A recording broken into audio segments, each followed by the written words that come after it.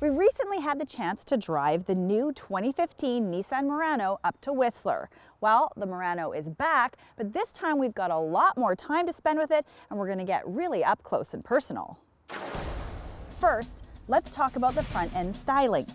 Nissan really wanted this new Murano to stand out in a crowd, and I think they've succeeded. The boomerang headlamps flow nicely into the sculpted front hood, and it has a very coherent design.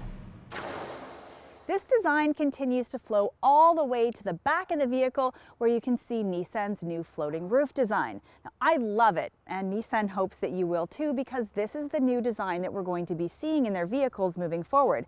In fact, we'll be seeing it soon on the new Nissan Maxima. The roofline has been lowered, which gives it a very sporty appearance. Now, I absolutely love these bulging taillights, but some of the people on our staff found them to be a little bit overstyled. We have the platinum trim here today, so I also want to point out the really cool chrome details. There is a decent amount of leg room back here. The back seat does recline slightly, but it might have been nice if it moved front and back, kind of like the Pathfinder. Now, even though the roofline is sloping, there is plenty of space up here, and there's still plenty of cargo room. The front dash has a very upscale look, and the mix of materials is top-notch. On this trim level, we have brushed aluminum, white stitching, and black piano finish that give it a very premium appearance.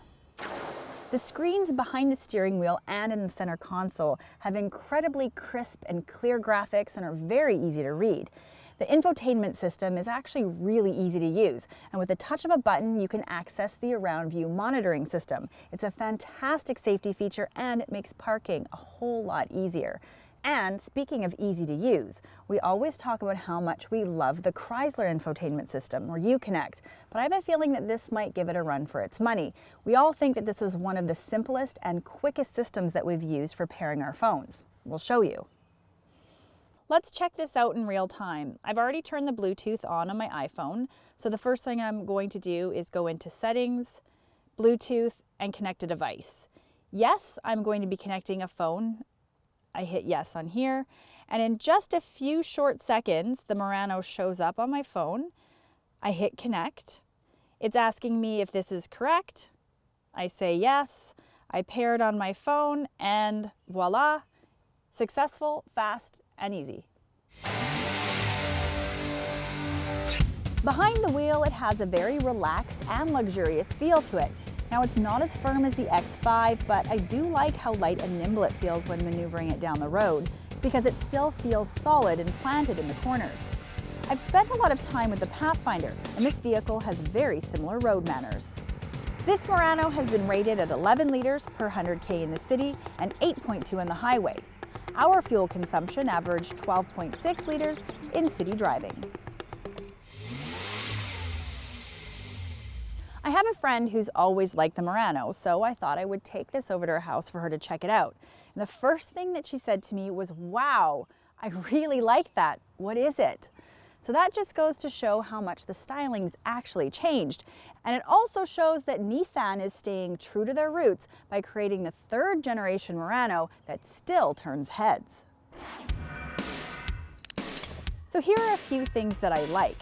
The interior has a very premium look and feel to it. On the road, it's got a nimble and fun ride feel. And for the starting price, you get a premium looking vehicle without the premium price tag.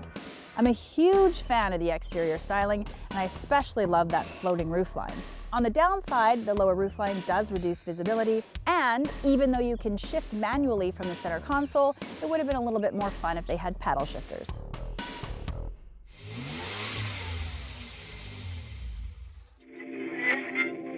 Both the front and rear have LED accents, and the main headlamps are LED on the top trim levels. The other design highlight is the roof. It looks like it's floating thanks to a blacked out rear window and roof pillars.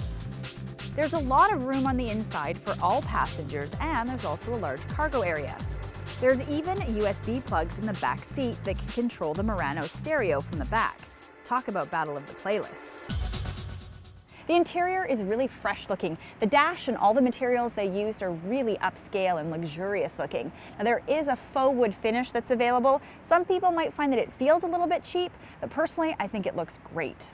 The base model, or S trim, is a front-wheel drive vehicle and it starts at just under $30,000, but it really doesn't feel like a base model thanks to heated front seats, satellite radio, backup camera, and navigation.